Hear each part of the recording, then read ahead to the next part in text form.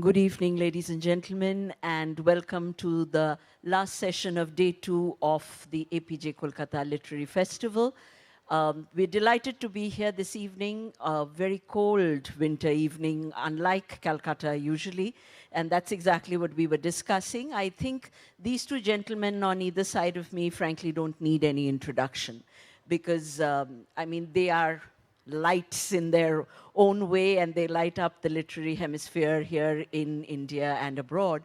So when we were told about this session, and it's titled in a very interesting way, Mining the Myths. So that's something from where I think we can start off our discussion. And while we were chatting, I think both of them brought up certain very interesting areas where they are delving at the moment, and we will definitely look at that as the conversation rolls. But before we move forward, Anand, I'll start with you. So you told me something very fascinating right now. I mean, from writing about mythology, and, you know, we all know how you have visualized heroes or villains, if we put it that way, in your books. But you are now delving into science fiction in the way you are writing and approaching your writing. So do tell us a little bit about that. Thank you, Priyadarshinee, and it's always a joy to be in the city of joy. This is the last session, isn't it, for today? For today, yeah. I hope we can hold the audience. People will be in a hurry to go. One good audience also has come. He is running away. Sorry. Okay, so this is strictly, whether it is science fiction or Puranas, it's a very familiar topic to, especially to Bengalis. It's on Mahishasura and Durga. But is it the familiar one? No, it isn't. Because I am talking about a different Puranas, which is not Sanskrit based. So this time I am moving from Sanskrit based Puranas to the Tamil Puranas. So what is the difference of Mahishasura and why I have set it in 70,000 BC? This is a familiar story told in a very unfamiliar way, coming from a totally different tradition. This is a story of Madura Meenakshi. The Meenakshi of Madurai and his consort Sundaresha is the same Mahishasura story, but it doesn't happen in India as per that, or at least not in the present day India. So where the Tamil Puranas end, from there the Sanskrit Puranas start. Literally, I'm not making it up. As per Tamil Puranas, India, what we know as India now was a land of wilderness, and the actual civilization was in some place called Kumari Gandam. Kumari Gandam. In Malayalam they call Kumari Gandam, Tamil it's called Kumari Gandam. This was a continent which extended from the present day Kanyakumari to Australia, the Indian Ocean area. Taking all the present day Indonesia, Thailand, Malaysia, all those places, and the entire sea, that was the place where the civilization originated, is a belief, as per that Purana. In that, the queen was Devi or Durga, who is known as Meenakshi, and there was a Madurai there, which was the capital of that Kumari Gandam, that continent. So Madurai Meenakshi was the queen, and Asuras and Devas, they all belong to different lokas, different planets.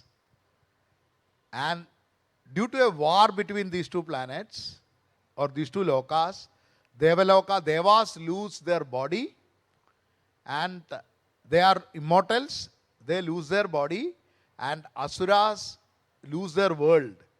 And some of the Asuras escape in their Vimanas. So these Vimanas are what, as per the belief, which has become the temple Gopurams. They are the spacecraft, is the belief. They had come from that world. That's why they are called Vimanas. These Gopurams are also called Vimanas, the temples. They look like even Puri Jagannath temple. I'm not saying they are actually that, but the belief is that it is modeled on this kind of spacecraft. It looks like a spacecraft, it would have gone. These people had come here and they had created Remba. In Devi Bhagavatam, you might have read about him, the Remba. Same, many of the similarities are there. The Remba and his brother, they only become the Mahisha and later Raktavijasura and all. After Remba's death, Remba mates with a buffalo, same thing comes, but in a different way. This all happens in the Asuras coming to Kumari Kandam, where it merges with the Sanskrit Puranas. Before handing it over, I'm just giving an introduction, we'll talk about it later more. Where it merges is that as per Bhagavatam, as per Malsya Purana, the first avatar, Malsya avatar, it happens to a king called Manu. Before Manu, Vishnu comes. This Manu, in Sanskrit Purana also, is a Dravidian prince, is a Chera prince, which comes in Sanskrit Purana, in Tamil Puranas also. Manu is the one who does the first Vedic sacrifice. Who Vishnu comes and teaches them. Why Vishnu comes and teaches them, that is all I put in the book. This is because the Asuras realize that all of them, except the people in Satyaloka, the true world, they are all simulations. They are in Maya. They are living in Maya, and there is something missing from this entire world, which is Shakti. The energy is missing, and that Shakti has been born as Meenakshi. To grab her, the Asuras are coming. That's why Mahishasura tries to marry Durga. He wants to wed Durga in Devi Bhagavatam. All these links, all these things gets linked, and I'm trying to link these two Puranas because it is there, both in Tamil and Sanskrit it is there. I'm just building a bridge of it, and it reads like science fiction. So it's not per se I'm writing as a science fiction. It's exactly like how it is, but it reads like a science fiction written for today. It is as modern as that if we delve deeply into it. So the same Mahishasura story, familiar story, told in a totally different way, coming from a totally different tradition. Now why, before handing over, why it is called Kanya Kumari is because of a myth which happens. The belief is that Kumari Kandam, because of the war between Devi Durga or Meenakshi with Mahishasura, had sunk. It's such an intergalactic kind of war. The entire continent sinks in the ocean. So what happens in Malsya Purana when the flood comes is a myth of the great flood, which you find across the cultures, you find it in Epic of Gilgamesh, you find it in Egyptian lores, you find them in Maori's tales in New Zealand, you find it with American Indians, with Africans. Why there is this myth of the great flood? You find it in Bible and Quran, the Noah's Ark. This myth is there, is the same myth of Kumari Kandam, where because of this war, the entire Kumari Kandam sinks, and the Malsya Avatar takes the people who accepts the Vedic, the Vedas and the sacrifice. Manu is the first person who does the first sacrifice. The Malsya takes them to the Meru and to the mouth of Saraswati, from where the Vedic civilization starts, when the continent sinks. So what happens to the people who were left over? They are saved by Devi, and she brings them to the new land, the dry land, which is called the Virgin Kumari, the new Kumari or Kanya Kumari. That's why there is a Devi temple there, the Kanyakumari is there, and from there, from the south to east, the cult of Devi spreads. This cult of Shiva, I won't call it cult, the belief of Shiva spreads. So you can find this strain of Vedic and non-Vedic, Vedic or Tantric, the two strains in Hinduism, these two merging, this had split in Kumari Kandam, is the belief. So this philosophy, how it came, how the Vedic civilization came, how the Chaturvarna came, because Manu is the one who writes Manusmriti, and the Chaturvarna is given to him, how it came as a stream from one side, and how the all-accepting nature of the Shaktaism comes, where Devi takes everyone together, whoever is left from this fold, everyone together, there are no taboos. The Durga takes them, the Mother Goddess takes them. So that is the other strain of Hinduism, which always merged and sometimes had conflict. Even now we can see that how it came about, the book is all about that. Thank you. I think we can make out all over again why Anand is such a fascinating storyteller, because I think he's triggered off that interest in most of us seated here, that we now have to pick up the copy of the book and read. Coming to you, Satyarth, because Mahagatha is also there for us to discuss and talk about. I'm just taking the strain from what Anand just said, because when we were talking, you were mentioning this about the voices of women in your writing and also in Mahagatha. So if you would like to throw some light on that. Sure. So yeah, that I think is one of the most fascinating aspects of our Purans. The way women are treated, the way women are presented. we today talk about gender equality, the need for feminism, but the Puranas have been there, done that, and in the most glorious and epic way possible. So when I was writing Mahagatha and I was reading the Purans, it was so fascinating to come across the kind of stories, and how they celebrate the power of the Shakti, the sacred feminine, so to speak. Like there's one very beautiful story in Mahagatha which I discovered, which has become quite a rage across festivals. Whenever I talk about it, they're like, this is a beautiful story. So it so happens one day that all the gods come to Brahma and they look extremely famished. So Brahma says, what is the matter? And the gods reply, we don't have enough food to eat. So Brahma says, how is that possible? I have made a very proper symbiotic system where when yajnas happen on earth, the humans pour oblations in the fire, and those, which is called havish in Sanskrit, that is supposed to reach you as your food.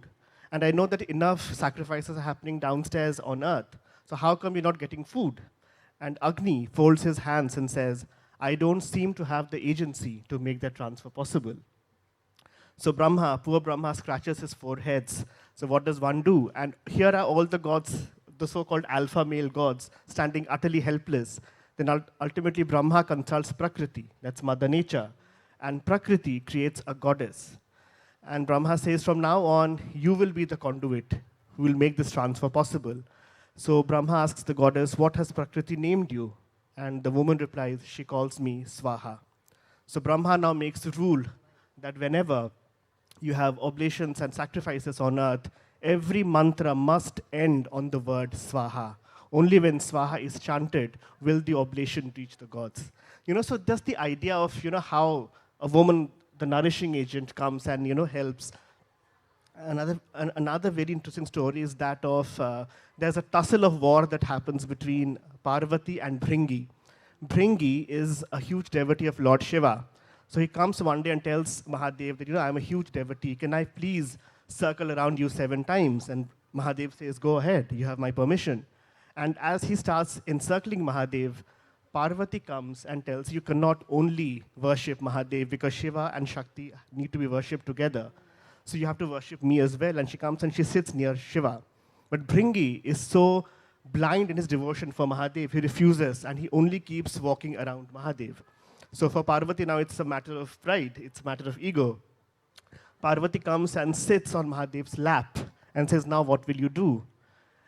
Bhringi still does not give up. He turns himself into an insect and starts encircling only the head of Mahadev.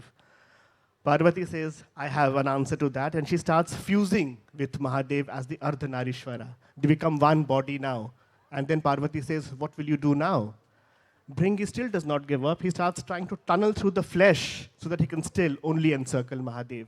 And that's when Parvati has had it. He said, you don't understand what I'm trying to tell you, that Shiva and Shakti need to be worshipped together because we are integral part of the universe. One is incomplete without the other. And since you do not understand this, I curse you that from now on you will only have flesh and no bones, because the Puranas say that the flesh comes from the father, but the bones come from the mother.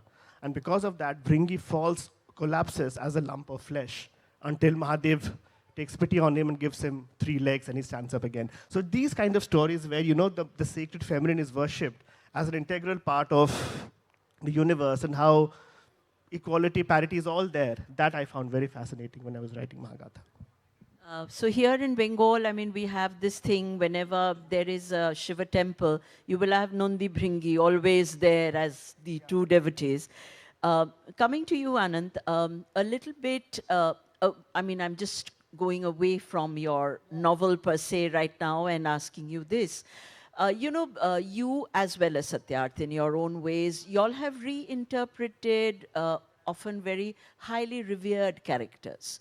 You have made them emotionally vulnerable, or you have even questioned the common thoughts and ideas that we have grown up knowing about them. So when you do this, my question here is, how do you sort of balance your creative freedom with the kind of cultural sensitivity that is there here in our country? I think there is no one Ramayana or Mahabharata or Purana is what makes it possible. Every version you say, there is a counter version to it. So there is nothing like this is the book and anything which deviates from it is blasphemy and you have to be killed. There is nothing like that because of the decentralized nature of our culture. Though this example, many places I have told, but just for the this thing, even now we are doing, I am just writing the broad story of one of the shows called Ganesha and Kartikeya, the television, on Sony TV. And just asking this question, is Ganesha elder or Kartikeya elder? Kartikeya is elder for you? Anybody thinks Ganesha is elder? Usually in Bengal, I get mixed response. If I am in Delhi, I get a kind of response. If I am in Bangalore or Cochin, I get another response. Bombay and Calcutta, I get mixed response because of the geography of the place. Anybody for Ganesha as elder? I think you are all. Kartikeya is elder?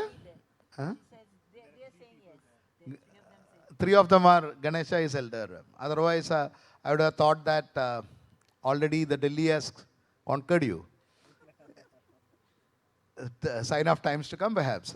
So, who is married? Kartikeya is the Brahmachari god or Ganesha is the Brahmachari god?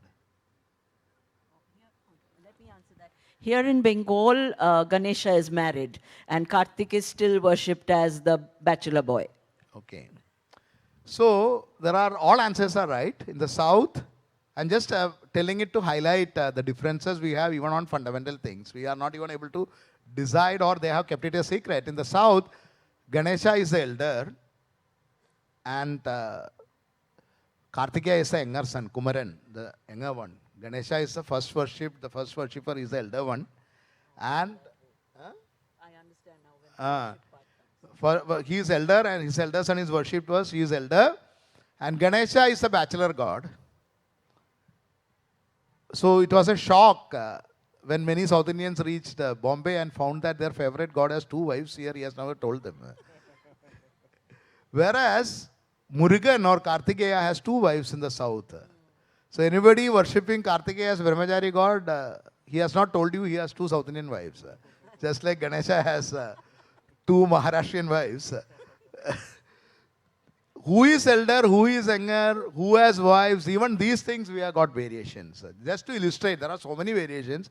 Just to illustrate the point, I am saying that there are so many versions. So this cultural sensitivity thing doesn't come. Also, if you read, what is this common format of every Purana? Every Purana is a hagiography of one particular god. So the same story, and Puranas have a Lakshanas, no? They should have a creation story, they should have, that Lakshanas are there. So everything will have a creation story. There will be one Asura where no other gods are able to defeat, and this particular, whose Purana we are writing, that god only can defeat them. So if Ganesha Purana, Mugdala Purana comes, everybody fails. Vishnu fails, Shiva fails, Shakti fails, everybody fails, Kartikeya fails, only Ganesha can defeat this particular Asura, Sindhura Asura or whichever Asura, and Ganesha only is a supreme god and there is an Adi Ganesha Rupa. Now you come to Devi Bhagavatam, Vishnu fails, Shiva fails, everyone else fails, only Adi Parashakti and Devi can defeat anyone. You come to Vishnu Purana, suddenly Shiva fails, Devi fails, Ganesha fails, same repeat pattern. Who created the world? Finally, everything, it is all from Vishnu. And in Shiva Purana, you have the same story reversed. Shiva and Brahma are trying to see Vishnu is big or not. Brahma and Vishnu trying to see the extent of the Jyotirlinga concept. Same story, you find it reversed and inverse. Because everybody was writing as per their Ishta Devada. Every Pandit was writing the stories, making their God as a supreme. And finally, people who understand it said all gods are same and different ways it is worshipped, and all stories are the same.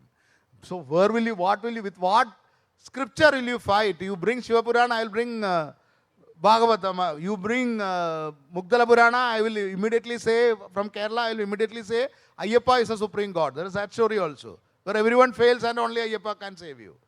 So it's all like a fan. I don't say fan fiction kind of thing, but every Ishtadevata thing, no, everybody has created the stories with their own Ishtadevata. We have another Devata who has joined us Kalabhairava's here. consort is here. So that is why we are able to write. It's as simple as that. Yeah, agreed, Just to point add taken. to what Yes, he's Satyarth. saying, you know, the West speaks about postmodernism. We had it way back. You know, we had it. What is postmodernism? But the idea that your truth is as important as my truth. So that is what I'm talking about. The Puranas have always have had not 50 but 500 million shades of gray, and it is about, you know, your truth is as much important as my truth. That is what I think is very important. I really hope that, you know, people take that, you know, interpretation that both of you have given so beautifully. And I think that is what will keep our culture so rich and growing. And also, if you look at the concept of the Ardhanarishwara, I mean, see, on a biological level, of course, it is about the male and the female principles coming together and creating a new world. But if you go deeper, what exactly is that symbology telling you? That if you have one force, you need to have a counter force. If you have Vad, you need to have Vivad. Only when there is Vad and Vivad can there be Samvad. So only when there is one force, there has to be an opposite force. Only then can something new be created. That is Because you important. have raised this point, I'm bringing it in now, because just the session before ours, they were talking about queerness and these alternative identities that have become so important. And there is so much of talk and discussion that is happening now. So when we were talking, you were mentioning that, you know, these are strands that are so strong and they are there. It's just a matter of bringing them to the forefront.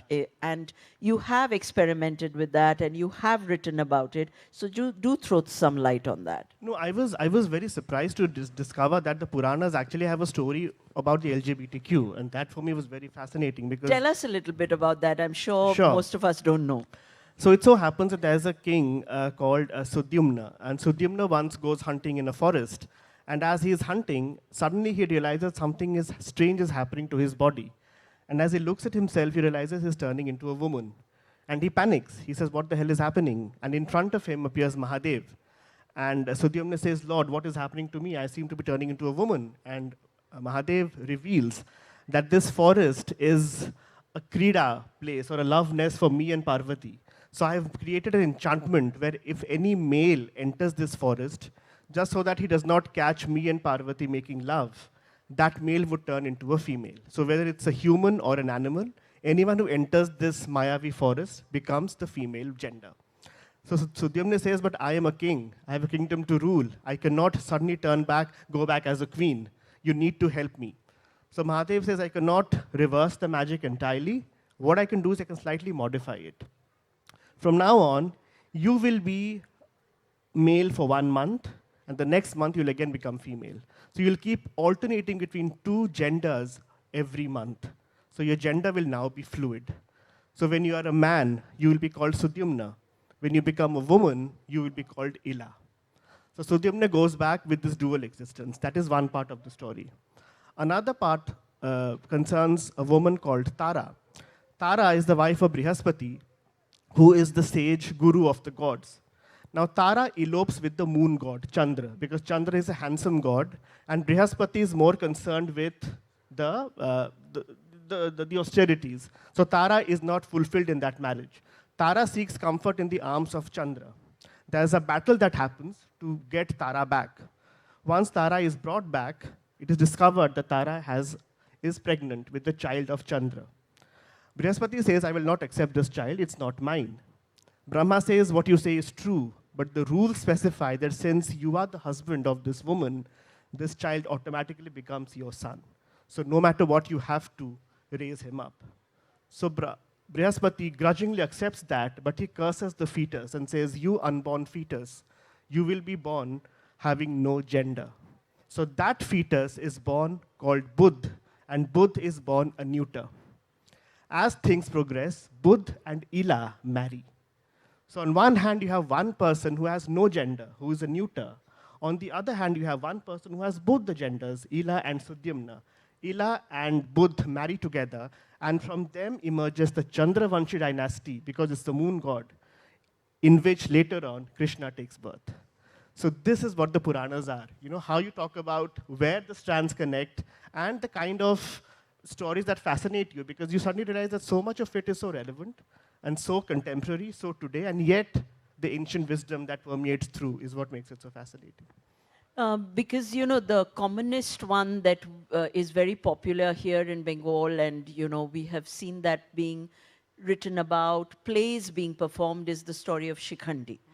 So that is something that we are all very familiar with, and the way it is woven into the text of the Mahabharata.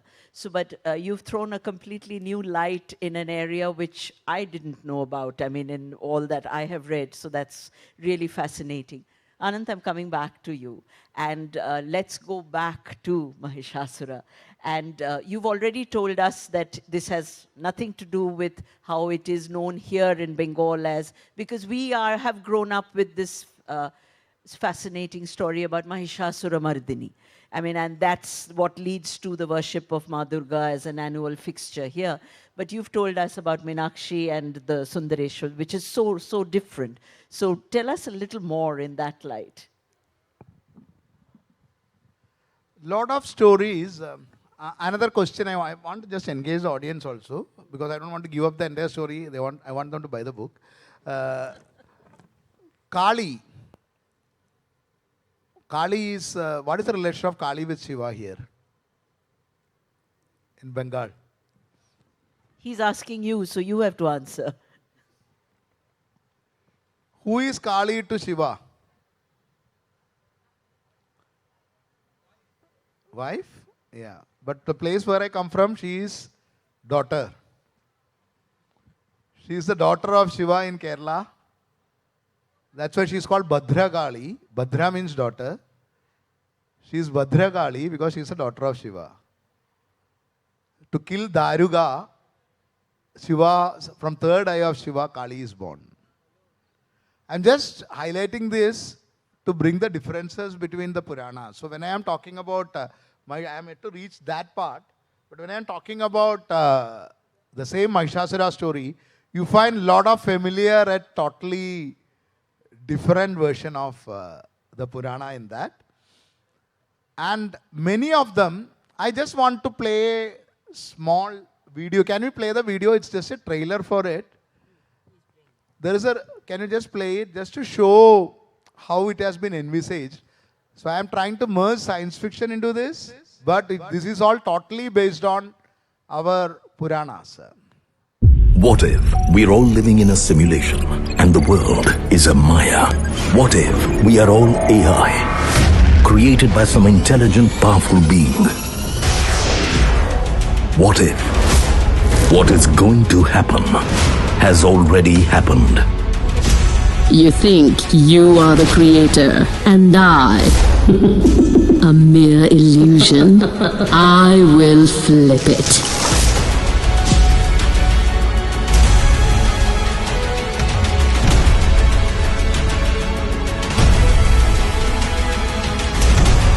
What is real will become unreal, and unreal will become real.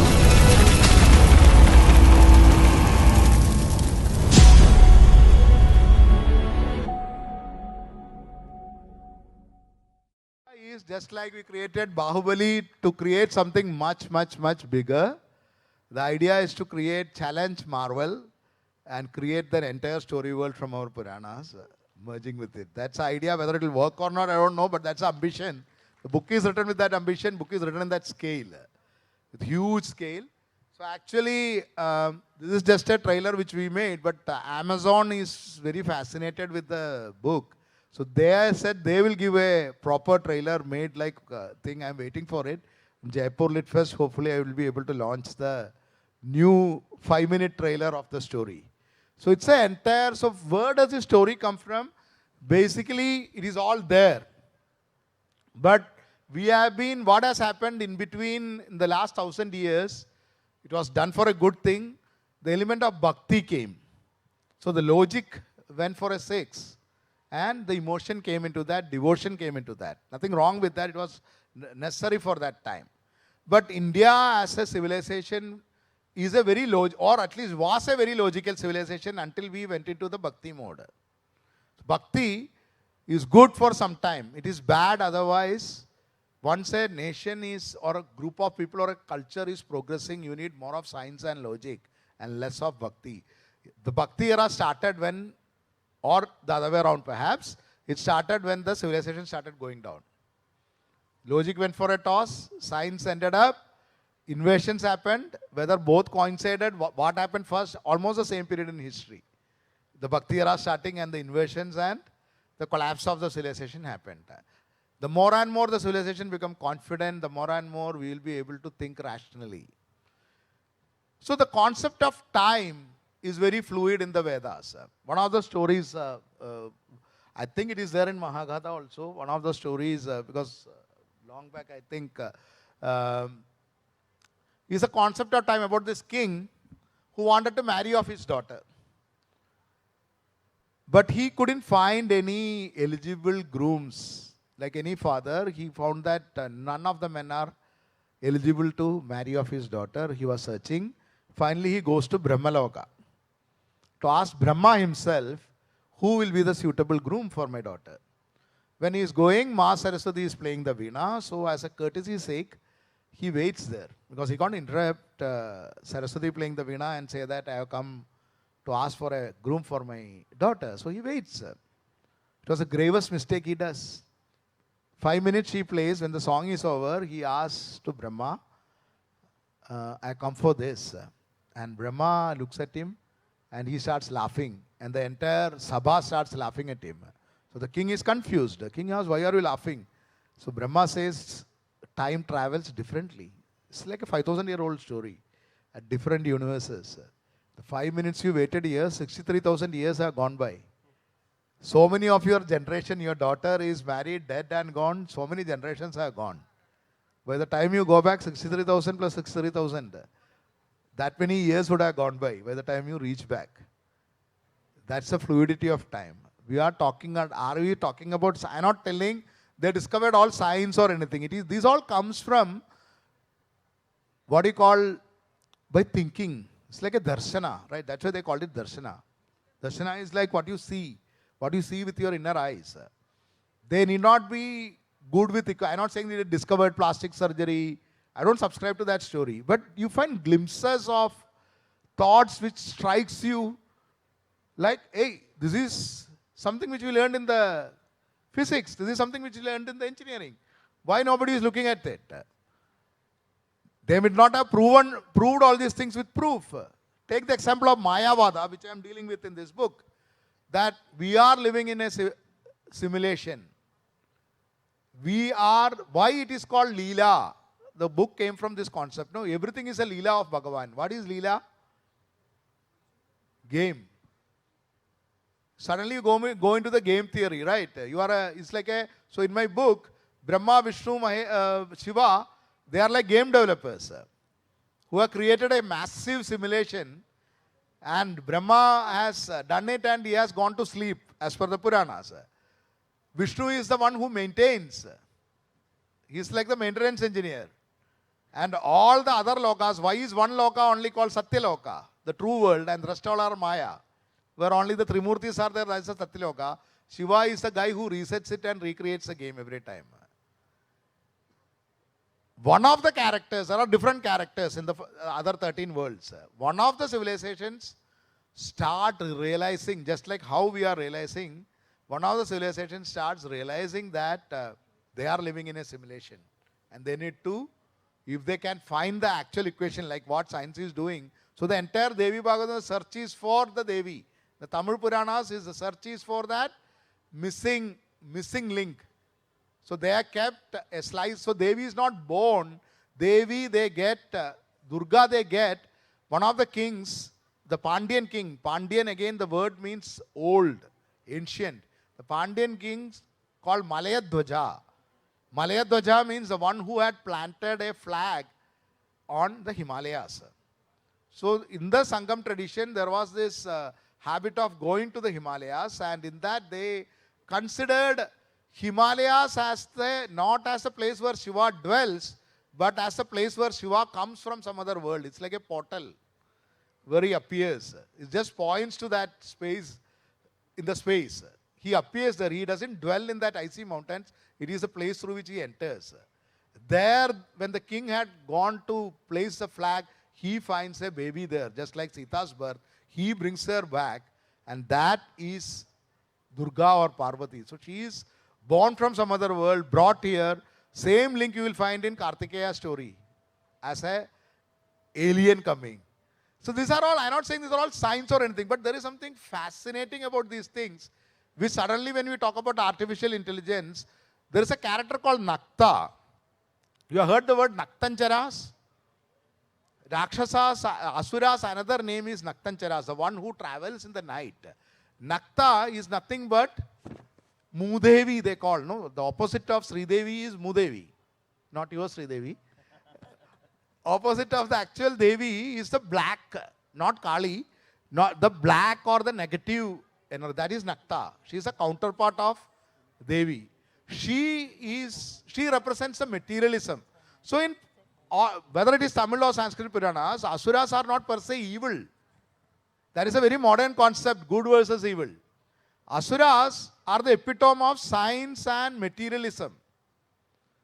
That is why you find Suvarna Lanka, you find whatever Hiranya, the gold, everything related to the wealth and materialism and science. Like now Elon Musk and Trump are the modern day Asuras, if you go by that definition, which they are proving also.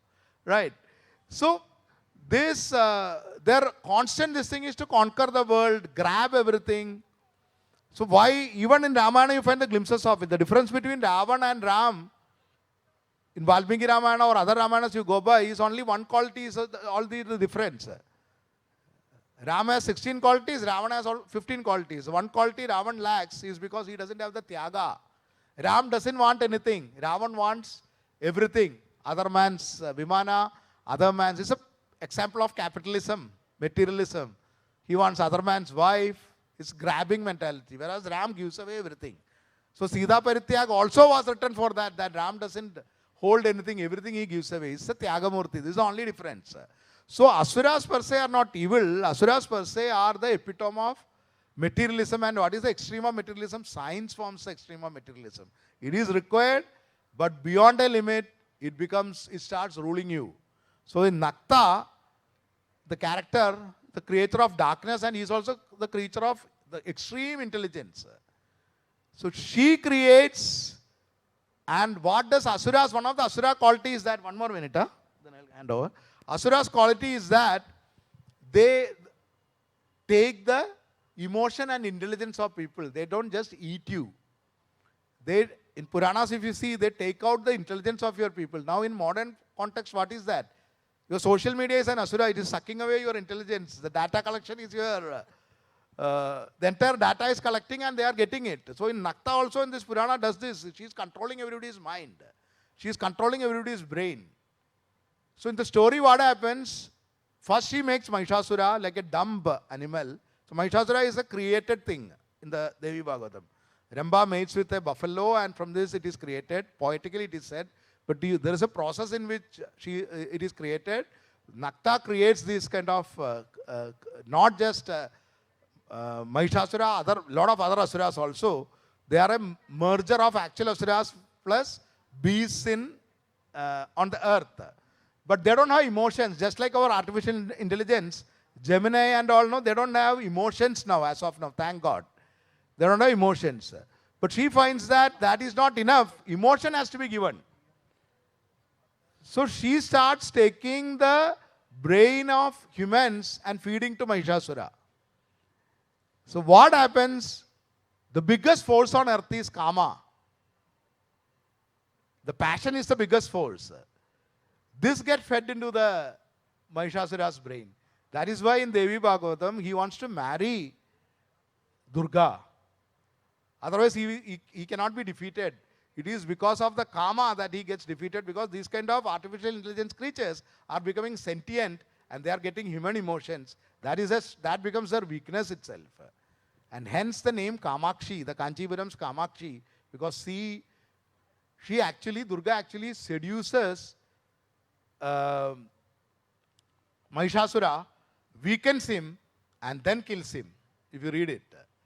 All these things come from the created being. First doesn't have an intelligence, then emotion is put, and because of the emotion he falls down. It has a lot of parallels. This is something, this is not the story of the past. This could be the story of the future. This is what where we are, the present day artificial intelligence and the robotics is going to lead to. So I am getting the glimpses of it and just putting it across. Thank you. I'll come to Satyarth because, Anand mentioned AI and also, scientific discoveries, writings, and you have been experimenting with putting these two together or maybe parallelly or letting them intertwine in your books for several years now. Because when I was reading The Emperor's Riddles also, this comes across, there's the scientific approach to cracking something, and there's also this belief in this faith, belief in divinity and how certain things happen. So how do you merge the two? Because I'm sure as a writer, and you're a writer who delves not only in, writing books which go out, you're also delving a lot in the visual medium, both of you are. So then how do you put these two together? I mean, it must be quite a task. I keep thinking that. It's a process. I mean, how do you I always believe that science and religion can hold hands, and the stories, like you said, rightly so. A lot of my stories, there is a sort of an intermix. There's a fusion of the two. Also, I think probably partly because one has read the Purans, and in Purans, like Anand just put out, there are glimpses you get where you feel that okay, there is some sort of a science at work here. I mean, for example, if you look at the story of the Varaha avatar, which is a story where Vishnu takes the form of the Varaha or the boar, and he rescues the earth that has been taken away by the demon. The demon takes the earth and puts it at the very center of the Garbhodhak ocean. So Vishnu takes the form of a boar, and he has one tusk kind of a teeth. And with that, he pierces the demon, kills him, and then with that tusk, he brings the earth up. Now, the only way an object can be hauled up using a tusk is if that object is circular. So when we talk about that the ancients said that the earth was flat, here was our Puranas writing stories where the earth obviously had to be a circle, it had to be a sphere, only then could it be rescued by Varaha. So you get these glimpses across, even when, for example, the story of Govardhan Pahad, where Krishna objects to the worship of Indra. The ritual in Vrindavan has always been to worship Indra right after Diwali, but Krishna says, but why Indra, why not the Govardhan, which actually helps us, which brings us rain because of the mountain that it is, which provides pastures to our, to our cattle. Why the god and why not something that is there in front of us that is actually helping us practically? So you get these glimpses across where you have a notion of science leaking in, you have a notion of the two holding hands beautifully, and I think that is, what colors a lot of what I write. I again have been a huge fan of Dan Brown, and he again does it so beautifully, the way he marries science and mythology, so to speak. So I think it comes from that, and the idea that together they just make a story way more fascinating than if it was just one or the other.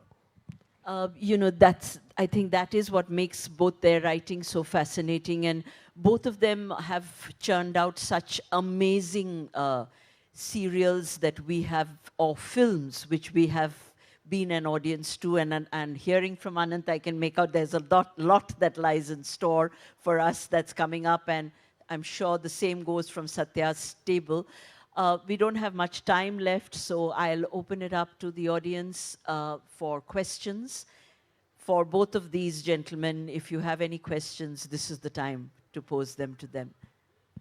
I'm sure that everyone's quite overwhelmed by the amount of storytelling that has happened right now, but please go ahead.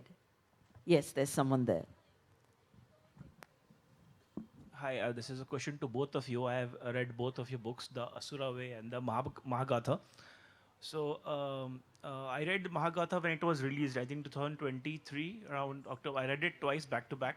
So I was a bit astounded by the initial stories, the Brahma and his ancestors' attempt for Shatrupa and not having any temple in the world except for one, and the way Vishnu transformed into Mohini to lure Shiva, those stories. Then I went back and read the Shiv Puran by Ramesh Menon. It has mentioned the similar thing in a more, I will say, okay, I'll not should say that in a different way. So I was, I'm not a religious person. I'm basically a bit of atheist, but it was a bit astounding to me to get these things that on one notion you are mentioning the God, which should be the supreme of all qualities, but they do transform themselves into something which we think is not under the normal paradigm. So that was a bit new to me. And for Anand sir, I've read your book, The Asura Way. So the way you defined the not so good things which we human or the God things into account. I mean, you justified being, it's okay to be materialistic. It's okay to kind of be more ambitious, be slightly more selfish. So you did able to confine some qualities of Asura into a normal human being, which is okay to have. It's not like all Asura qualities are bad. They had to all be aborted forever from the human society. It's okay to have few of them and within the human paradigm and let humans also flourish. So both of them, one questions, if you can just narrate or kind of justify your views about it. Actually, I didn't understand the question, but I will, because you just told what we had written. I didn't get the question actually. Basically, I will put it like this. I found from your question, what I found that you became a bit uncomfortable about the way in which Ramesh Menon had written about Mohini. But actually in Puranas, it is as sensual as that. He had actually made it palatable for the modern audience. Ramesh Menon is like more truer translation to how it is. Why we are feeling uncomfortable, my Asura Way also I will answer for that, is because we have been spoiled by the Victorian era morality. We think entire way in which we think about society, like he was talking about LGBTQ, we were much more comfortable with all these things. The Victorian era, during coincidence with our Bengal Renaissance and other things which happened in the same age, we started imitating the British. It is a very prudish era for that. At that time, women used to faint if somebody had, some women sees like this, they used to faint in that era. Their literature, I folded my hand, no, seeing this, they used to faint. Whereas we as a culture, men and women never used to cover their upper part because we are in a tropical country. Go and see all the paintings and sculptures. We wrote books and texts on Kama Shastra and a lot of other books, not just Kama Sutra. So many other books. We were always comfortable with sensuous. The entire Gita Govindam is so beautiful and so sensuous. So are so many poetries in literature. Kalida, even Shankaracharya, when he describes about Devi, he uses very sensual terms which were actually purged out of the original. When the print came in 1915s and 1920s, they took it out because Indians became uncomfortable with, and they started correcting even Shankara. Adi Shankara and Kalidasas, it was purged. So the same way, all the qualities which I told, no, that one should not have, we are a materialistic culture. It is a British ploy to say that India is a spiritual culture. You don't fight with us. This came after 1857. After the bloody war which they almost lost, they created this. They also created certain castes are marital. Certain others don't know how to fight. Who fought with them? It is the Bengalis and Biharis and Odiyas and Andhras who fought with them. All of them were removed from the class, and whoever supported them, they became the big fighter class. Nothing against them, they are all fighter classes only. But British created a version that only Rajputs and Marathas and Sikhs, who all were with them at that time, in the 1857 war, are the classes who can fight. And the Odiyas and Bengalis cannot fight. They are all spiritual people, intellectual people. You sit and read your holy books, let them rule. And materialism got a bad name. Which culture has gods with so many ornaments? Our temples are made of gold. We celebrate materialism. So my attempt or his attempt is to take out whatever the Victorian era, whatever they are imposed to create us very passive people and say that you are all ahimsavadis, passive people. We are the civilization. Take the map and see. Wherever the Semitic religions went, they conquered, either Islam or Christianity or communism, wherever they went, they conquered. India is like a wedge. because there was a fighting spirit in India, because there was a pluralism in India, there was no one book. If there is only one book on one king and one ruler and one nation and one language, you cut that off, that nation is dead. Since we have got so many gods and so many versions and so many books and so many library, you burn an Nalanda, it doesn't matter, still the civilization will survive. You demolish 200 temples, it doesn't matter, another 2000 will rise in that. This diversity is our strength, so many languages is our strength, and we are a materialistic culture, and we were never uncomfortable with any of these things which they tell that we are spoiling Indian civilization. They are giving audit to the Victorian era, colonial era, and nothing to do with the Indian civilization. Thank you. Satyarth, your take. I'll just quickly add, because we have exactly 53 seconds right now. So I'll just say that, it's also about what lens you use to see these kind of stories. I mean, of course, your lens could be the fact that, okay, this is exactly how things unfolded, and how can gods, I get asked that a lot, how can gods act in such human ways? Another lens could be that these are probably just metaphors. These are not actual happenings or events, but metaphors. Puranic stories like biblical parables are metaphors about the sins and the greed and sloth and lust and all of that, and what is the right thing to do. So see them maybe not as events, but just metaphors as some sort of a learning. Or another very interesting lens to use is that the gods are merely creating Leela. Is like how Krishna used to do Krishna Leela. So these are gods playing parts, creating these little skits and plays so that we humans can get wisdom out of that. So if Brahma is lusting after his daughter, maybe he's playing a part. Maybe he's enacting a role where you realize what is the wisdom that I need to glean from that particular story. So what lens you also to apply to when you look at these stories is also very an interesting exercise in itself. So I'll leave you with that thought. I think the timer has shown red to us, and there would be innumerable questions for both of them, because it's always fascinating to see, more than what they write, is how their minds approach things, whether it's in the epics or whether it's in the Puranas or the Upanishads, and how they present it to us. And I would just say that both of the gentlemen should keep writing and keep fascinating us. And what is wonderful is that, I keep feeling this because I've been in education for so long, that people are somehow forgetting to pause and read. But when even our mythology or our Puranas are presented to us and presented in such fascinating manner as the both of them do with such alacrity, I think there's still hope for us. So let's keep reading, and both of you, all the best for your future works, and it's been lovely having both of you here in Kolkata. As Anand says, I'll close with that, the city of joy, and the city, I think, which still even today holds its head very high, where we are trying to keep our pluralism alive. So thank you, ladies and gentlemen. Thank you, the AKLF, and Anjum, who's not here, but for Anjum and the Oxford Bookstore, thank you for having all of us here this evening. Thank you. Thank you very much. Our books are available in the Oxford Thank Bookstore. you. Please do come. We'll be happy to sign. Thank you. I'm sure both the authors will be present to sign their copies, so just move over to the bookstore. This was the last session of day 2 of the APJ Kolkata Literary Festival. A huge round of applause for our speakers here on the stage for this fascinating discussion. Thank you. As we draw the curtain on today's session, let us pause to reflect on the richness of thought, creativity, and dialogue we've just shared. From stories that stirred our imagination to conversations that challenged and inspired, this day has been a celebration of literature in all its forms. And I would like to thank our partners who has helped us in doing so. Festival partner, Goethe Institute, Institute Francis, alias Fawcett du Bengal, Antonym Collections, Glenburn Penthouse, Sunrise Pure. Refreshment partner, Cha Bar, Cafe Kotum. Gifting partner, Fluris.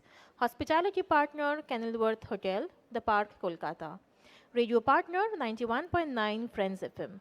Institutional partner, Teachers Center and the Heritage College. Outdoor media partner, Balaji Ads. Event partner, Navpreet and Levin Events. Ladies and gentlemen, before you leave and draw the curtain on today's day 2 of AKLF 2026, I would request you to go visit the Sunrise stall. They are the festival partner. They have set up a stall right here at the venue. And they're freely sampling 2 new masalas that is introduced into their segments, the Chinese fried rice masala and the peri peri masala. The samples are there for free. You may go to the stall and collect them. There is also a book that says about 250 stories across Bengal and Durga Pujo. So you can scan a QR code, download the PDF for free, enjoy the book, and have an amazing time. Here at AKLF, signing off today. See you tomorrow. Good night and thank you.